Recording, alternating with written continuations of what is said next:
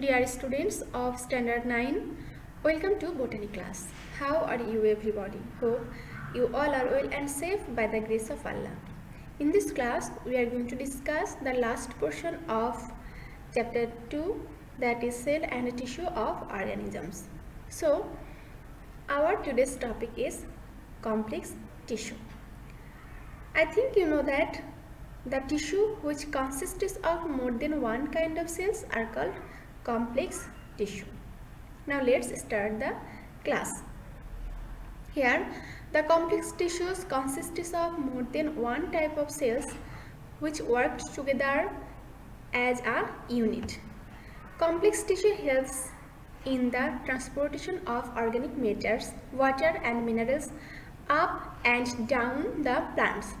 That is why it is also known as conducting and muscular tissue.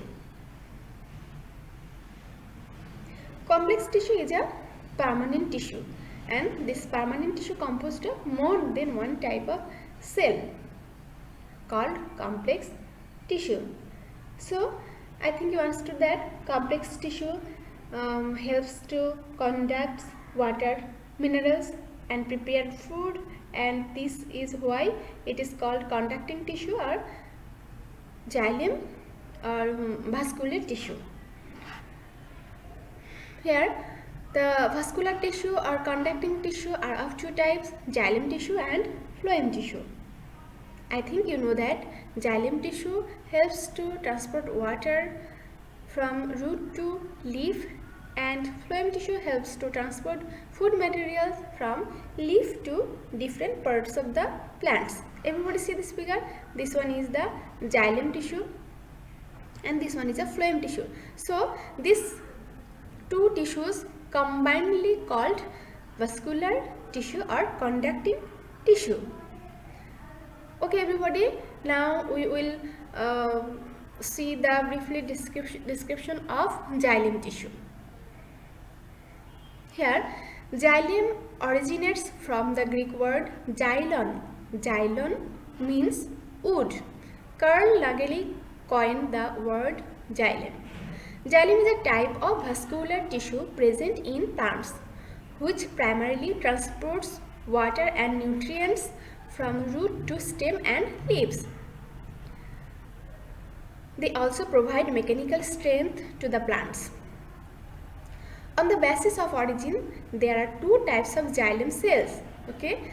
Primary xylem and secondary xylem. Primary xylem originating from the procambium, further divided into protoxylem and metaxylem. Do you know about procambium? Here procambium is a one kind of meristematic tissue.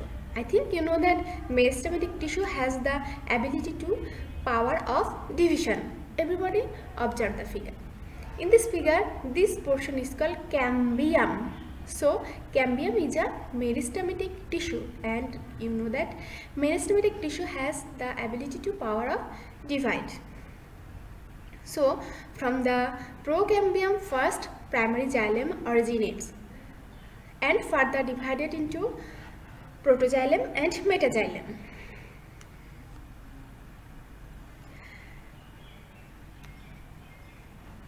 Then secondary xylem, secondary xylem originating from the vascular cambium.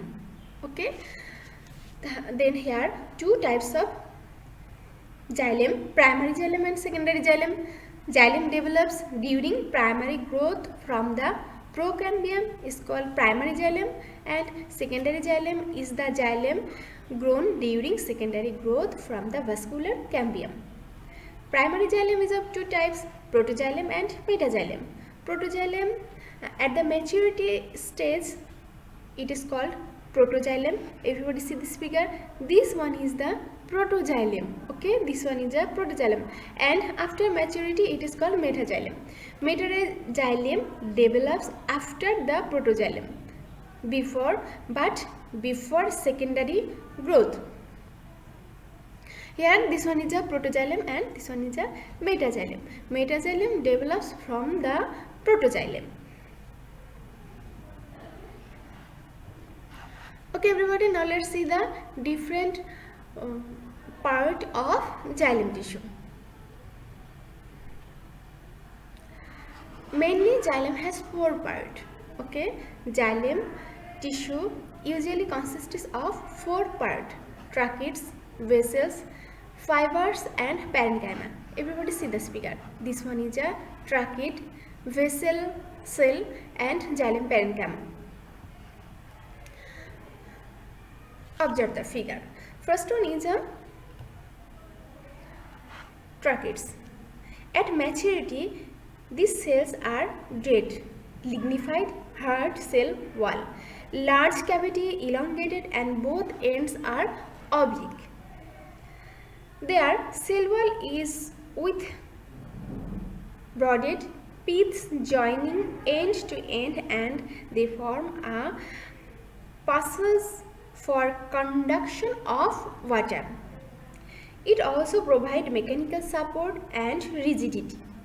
They are thickened by various ways like scalariform, spiral, reticulate, etc.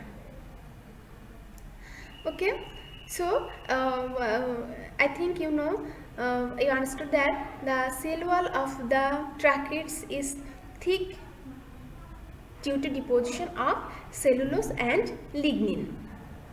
Now second one is vessels. Vessels are short, thick and cylinder-like structure. These cells join end to end to form a long tube. At maturity, they are dead. Their walls are lignified. Why these walls are lignified? Because due to deposition of lignin, they are variously thickened like spiral, scalariform, pitted and reticulate. The vessels with large cavity is called metaxylem and with a smaller one is called protoxylem. Through the vessels, the water materials are transported. But in the winter season, some chemical like callose are deposited on the transverse section of the vessels. That is why the water materials transported inhabited, but in winter summer season the callose are dissolved and water materials and nutrient materials transported easily. Third one is a xylem parenchyma. The parenchyma cell present in the xylem tissue is called xylem parenchyma. And you know that parenchyma tissue is the living cell, and it has cell, cytoplasm, etc. These cells are only living cell in the xylem tissue. It reverses food and sometimes carried out conduction of food. Main function of the xylem tissue: conduction of water and dissolved nutrients from root to leaves through tracheids and vessels. And it also giving mechanical support and rigidity of plants and reserve food and conduct food when necessary. And last one is a xylem fiber.